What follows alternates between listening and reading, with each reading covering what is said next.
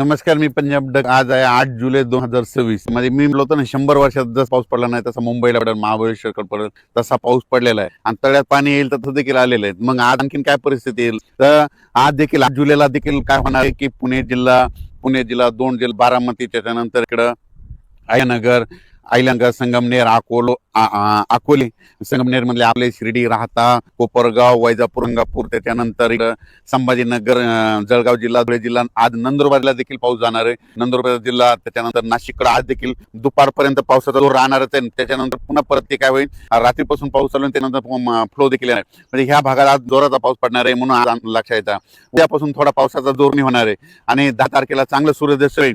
पण काय होईल म्हणजे 9, 10, 11 स्थानिक वातावरण तयार होऊन काय होईल, राज्यात ठिकठिकाणी स्थानिक वातावरणाचा पाऊस पडेल. म्हणून हे लक्षात येतं 11 तारखेच्या नंतर चांगलं पुणे, नाशिक, मुंबई, त्याच्यानंतर कोल्हापूर, ह्या पट्ट्यामधलं काय होईल, तिकडलं वातावरण एकदम निवडून जाईल, क्लिअर होईल, मग चांगलं सूर्यदर्शन घडल. म्हणून हे अंदाज लक्षात येतात. मुंबईला देखील काय होईल, 11ला चांगलं म्हणजे क्लिअर वातावरण होईल, म्हणजे एकदम असा पाऊस बंद झालेला दिसत आणि उद्याच्याला 9ला देखील कमी होईल, पण 10-11च्या दरम्यान मध्ये चांगला बंद होईल. म्हणून हे मुंबईकरांना अंदाज लक्षात येतात. आणि राज्यात इतर परिस्थिती बघितली तर पूर्व विदर्भ आणि पश्चिम विदर्भ, तर 7-11 जिल्ह्यामध्ये आज देखील काय होईल, तुरळक ठिकाणी पाऊस पडेल, म्हणजे सरी येतील. म्हणून हा लक्षात येतात. फक्त काय झालं, महाराष्ट्रामध्ये लातूर जिल्हा, धाराशिव जिल्हा, सोलापूर जिल्हा या आणि बीड जिल्ह्याचा इकडं पश्चिम दक्षिणचा भाग, या भागात काही भागामध्ये पाऊस पडलेला नाही.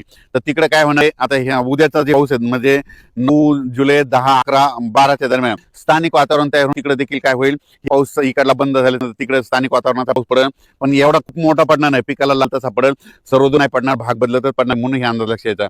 पुन्हा नंतर राज्यामध्ये काय होणार आहे, आपलं जुलैच्या शेवटच्या आठवड्यात परत एकदा असाच पुन्हा एकदा पाऊस येणार आहे. म्हणून हे लक्षात येतं. त्याच्यानंतर काय होणार आहे, आता मध्ये 15-16 तारखेच्या दरम्यान राज्यात खूप काय मोठा पाऊस येणार नाही, फक्त असाच मध्ये पिकाला लागेल तसा एक असा येणार आहे. एवढं आता अतिवृष्टीसारखा तसा काही पाऊस येणार नाही. म्हणून हे आता सर्व शेतकऱ्यांनी लक्षात घ्यायचा.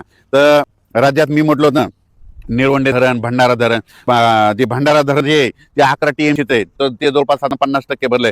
त्या जवळपास 6 TMC पाणी आलंय. तर आणखीन 3 TMC पाणी आज पावसामध्ये येणार आहे तिथं. मग आज आल्याच्या नंतर हे भंडारा धरण 75% आल्याच्या नंतर त्याचं पाणी सोडवत लागणार आहे. मग त्याचं पाणी निळवंडेला येते.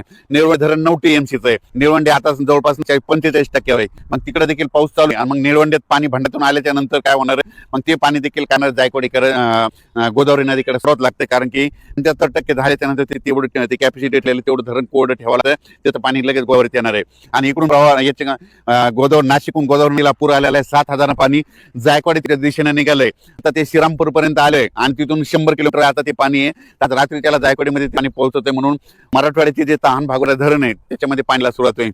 पण आणखी आजचा दिवस जोरात पाऊस पडत असल्यामुळं जायकवाडी देखील धरणामध्ये आवक येणार आहे. म्हणून लक्षात यायचं, जायकवाडी धरणातल्या जे लाभ क्षेत्र तुम्ही घाबरू नका, आणखी पाऊस खूप पडणार आहे. आता एक शेवटच्या आठवड्यात येणार, पण एक परत काय होणार, ज्या वर्षी पाऊस मान्सून गोव्यापर्यंत तिथं स्टॉप होतो ना, त्या वर्षी काय होतं, पाऊस पुरेकून येतो. आणि पुरेकून पाऊस आल्याच्या नंतर काय होतं, नंतर परतीच्या पावसामध्ये सगळे धरणं लेवल म्हणून जायकवाडी धरणातील पाणी साठा येणार आहे. म्हणून जायकवाडी क्षेत्रातल्या लाभ क्षेत्राने घाबरून नका, कारण की आणखी परतीच्या पावसामध्ये चांगला पाऊस पडणार आहे. आता जुलैच्या शेवटच्या आठवड्यात एक चक्रीवादळ येणार आहे, त्याच्यात देखील बराच भाग कव्हर करणार आहे. म्हणून हे लक्षात घ्यायचं.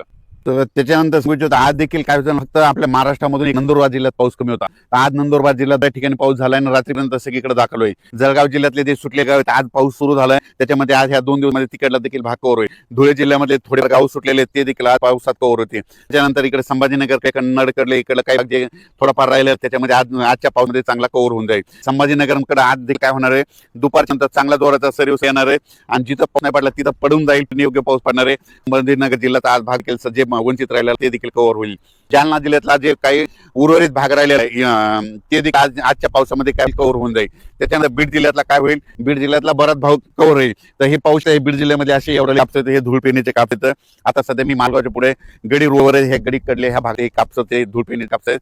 पण राज्यात मात्र फक्त 2 जिल्हे आहेत, लातूर जिल्हा झाला, धाराशिव जिल्हा आणि सोलापूर जिल्हा, तिकडे पाऊस कमी पडलेला. काय होणार आहे, आता हे 9 जुलै ते 11 जुलै दरम्यान तिकडे देखील वातावरण तयार होऊन भाग बदलत विखुरलेल्या स्वतः पाऊस पडेल, पण तिकडे देखील पेरणी पाऊस पडेल. म्हणून हे लक्षात येतं. काय मोठा पडणार नाही, पण पाऊस पडेल, पेरणीचा पाऊस पडेल. म्हणून हे लक्षात येतं. लातूर जिल्ह्यामध्ये काही भागात पडला, काही भाग सुटलेला आहे. तिकडे देखील ह्या 2-3 दिवसात होईल.